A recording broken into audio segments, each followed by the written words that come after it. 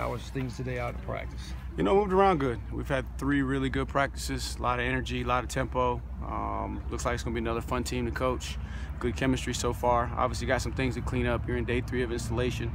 You know, had a couple of busts, but we'll get into film tomorrow and come out tomorrow with another tough physical practice. But overall, just like the chemistry that we got. Like your offensive line lineup this year, the placing Eric in the guard spot and things. Talk about that. You know, obviously losing McClain from a player standpoint, ability standpoint, and also from a leadership standpoint, it's going to be tough to do. But obviously we feel very confident that Hearn can step in there right away. Obviously we just put the pads on today, so we'll get in, evaluate the film. We got 15 practices in the spring to determine that lineup. But excited about what Hearn brings with a little bit more size to him. But still, it's hard to replace McClain and his leadership. Who do you look to in that leadership role? You know, you're gonna look to Jay. You know, first and foremost, because I think obviously, you know, McClain was the senior leader, but Jay was just as vital to our success last year, and just his renewed attitude. You know, coming back and joining the team, and you know, I think he helped Mac. He helped all those guys, so he'll be the leader up front, and then you know, Deshaun. And Wayne, so we got a lot of veteran guys, but we still got a lot of young guys too, and hopefully some of those young guys like Mitch, you know, will step into a more vocal leadership role. He was a quiet leader last year and just played and didn't say much, but hopefully this year, because he has more confidence, he's proven with a lot of game snaps that he'll have a little bit more vocal leadership for us. So is Taylor working as the first team left guard right now? You know, he started there at left guard for us. Yeah, and he's rotating, and Robbie's doing a good job of rotating those guys everywhere, because you know what we've learned in the past is we got to cross-train. So he'll start at left guard, but you may see him in there at right tackle, a little bit of left tackle, just making sure that we got depth at all of our positions. How drastic is the difference in Jay from where he was at this time last year to where he is now? You know, a big difference. If you just go back and look at some of the pictures of before then, he was a lot heavier. So he's really taking care of his body since then. He's moving a lot better. He's got a lot of confidence. You know, he's happy. He's smiling. You know, one of the things that I think people overlook in leadership is sense of humor. And he's got an unbelievable sense of humor, and he's able to rally the troops. And that's the biggest thing that you see is that he's happy. He sets the tempo. He doesn't mind being vocal, but he's backing it up with his work as well. So it's not just talk. Frew have a pretty good hold right now on first team right tackle. You know, so far so good. You know, he's looked good. 2 days in shorts. You know, it's hard to tell because you only have 2 days of installation. Then you go day 3, you put the pads on, and you got 3 days of installation in. But so far so good. You know, those guys are a fun group. You know, we saw the changing of the mentality last year, and it's carrying forward. And you know, the young guys kind of infused that change of mentality in that offensive line room. So really excited about his athleticism.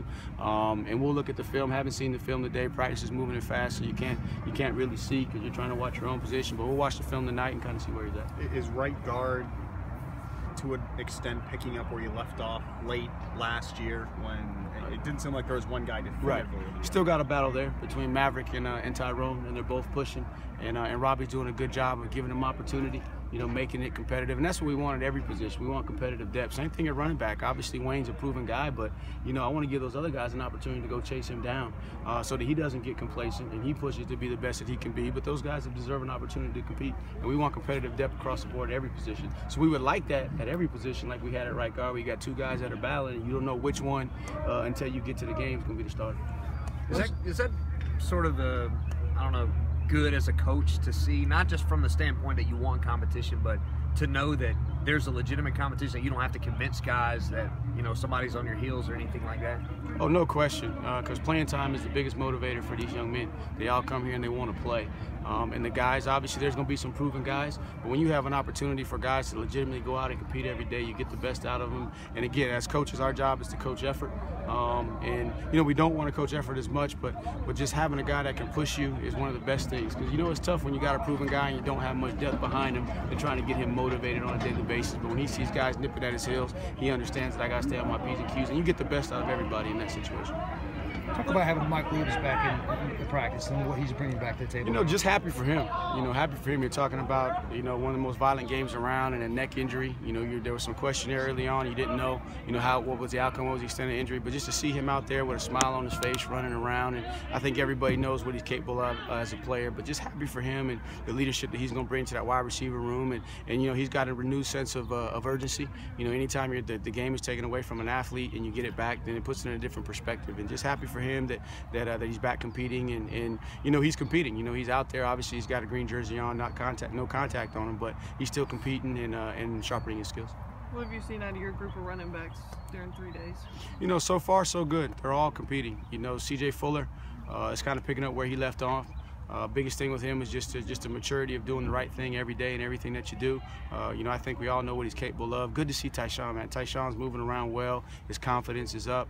And then having Adam Choice back, you know, just getting him back to where he's confident in everything. You know, I think as a runner, there's no question, you know, that he has confidence there, but transition from quarterback to back and blitz pickup and those things, but I'm seeing a lot more confidence. You know, he's taken to the technique. You know, he's willing to put his face in there. Obviously, today's the first day we could do it full speed, but even in shorts, he showed that he had a willingness there. So I'm just excited about the group. They're very unselfish. You know, Wayne, you know, he's not content, he's not complacent. Those guys are pushing. So really like the competitive nature that they have right now. That backup quarterback competition, what have you seen from Tucker Israel so far? You know, Tucker's really changed his body. You know, he's back looking good, throwing the ball well. Obviously, we'll get in there and see with live bullets coming at him, see how it looks. Didn't see anything that I didn't like today, but again, we'll get it on the film here after practice and really get an assessment there. In terms of Whiteout, it seems like you got some guys, especially the second group, with skill sets that can mix and match a little bit. How much is that a priority for you at all, trying to have guys like Trevion and Ray and Dion and guys like that? Well, you know, 15 games is a long season. You know, and that's the expectation around here, is to play, you know, well into January, and you know, injuries are part of the game. So you got to have those guys that are ready to play. And again, we talked about the competitive depth earlier. It just brings out the best. And you know, Trevion was one of the best guys in camp last year, and so he's kind of picking up where he left off, still pushing. So it's good to have that versatility, and then you're gonna need all those guys, you know, to step up. And with Deshaun's ability to distribute the ball, you know, it just makes us tougher to defend, because you got guys at every spot, you know, that are capable, that you're not just locked in on one guy to make a play. Any of the new guys, the freshmen, come in and impress you in the first 3 days? You know, both of the tackles are moving well. Pollard and Ankrum, you know, they move well, very competitive. You can tell that they come from very good high school programs, very well coached, very fundamentally sound. Anxious to see, you know, what the film looks like, you know, because obviously you're rolling those guys. They're playing in and out with different groups, so you don't get to study them as much until you get on the film. But very excited with their athleticism, the way that they move. They're showing competitive toughness. They jumped in mat drills, and you know, and didn't look like freshmen. You know, they were running around ready for the show. So really excited about those guys. How much does it help when you've got freshman offensive linemen who are willing to come in early and get started and try to get ahead of the curve a little bit? You know, we don't make the run last year without Mitch Hyatt. You know, he was a guy that came in and got his nose bloodied in the spring, and by the time that he was ready to kick off that first game, you know, he was tired of blocking Shaq Lawson, so he was ready for the show, you know, as a freshman. Now he was a guy that was a little bit more advanced than some of your freshmen, but just getting those guys here and getting them acclimated to class, you know, so the first time that they're not going to class playing football is in the fall. They do it through the spring. You know, they're competing at a high level. They get 15 practices of install, then they get all summer to come back out and go back through the install. So by the time we kick off fall camp, you know, they're not freshmen. You know, they're almost like redshirt freshmen. How much of a luxury is it for you as a coach to have so many returning starters on the offensive side of the ball as you're going through spring practice? You know, I don't know if that's a luxury, because there's going to be a lot of expectation with that. But it's good to have, you know, that competitive depth. So you got that leadership, and when you got so many young guys, you know, we got a lot of returning stars, but you know, majority of our roster, you know, are freshmen and sophomores. So it's good to have those guys to teach the young guys what's the expectation of practice. You know, how do you prepare? You know, week in and week out. So that's more the luxury there, of those guys being able to teach the younger guys. And y'all asked the question about the freshmen, man. Them defensive guys are studs. That's all I know. Going off that last question, what about Jordan Leggett and the leadership he offers going into this season? He seemed to have really matured in the last couple of years. Last year was a big year for him, and no he's question. Come back, you know. No question. And obviously he had a decision that he had to make, and you know, proud of the decision that he made. You know, thinking about the big picture, being able to come back and get his degree, and then also, you know, hone his skills and prepare for that next level, because there's no question that he'll play on the next level. But just seeing how he's matured, you know, he's still not an overly vocal guy, but you're seeing that his practice habits, you know, are leadership quality. You know, he's taking ownership, and he's really taking those young, we call them 3-backs, so those young tight ends under his wing, and really trying to help those guys develop, and not just by talking to them, but showing them how to practice. How's Ray McCloud look coming off of the injury? You know, he's pushing. You know, he's pushing, and obviously that was a severe injury, but he's pushing every day, competing. Still wearing a brace just to protect himself, you know, out there at practice. But you know, haven't seen anything, you know, that's slowing him down. But just got to be mindful that it's going to take him a little bit of time until he's back to. Anytime you're dealing with a knee, especially what he had, it's going to take him a little time to get completely healthy. Any guys through 3 days shown that they're ready to step up in the return game? You know, it's hard because it's really just been mostly drill work. You know, we'll have opportunities later this spring to put it all together.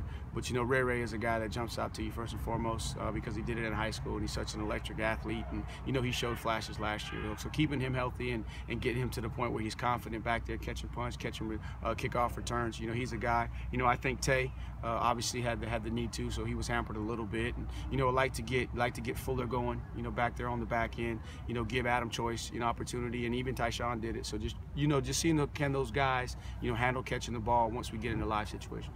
How challenging is it to manage those expectations and keep this team focused, make them realize that to get back to where they were last year, they have to work just as hard this year? You know, I think just reminding them, and we don't have to do it as much as coaches, but they remind themselves of that feeling that we had, you know, down in Arizona after that game, knowing how close we are. So they got a lot of motivation there. You know, and the biggest thing is understanding what got us, you know, to where we were last year. And it wasn't anything outside of what we preach every day. You know, you got to stay humble. You got to give effort with technique and all-in commitment to being your best on and off the field. And Coach Sweeney does an unbelievable job of making sure that everybody in the program stays grounded, you know, focuses on the core, you know, the core fundamentals of our program, and just reminding these guys that it's effort, intensity, and aggressiveness every day.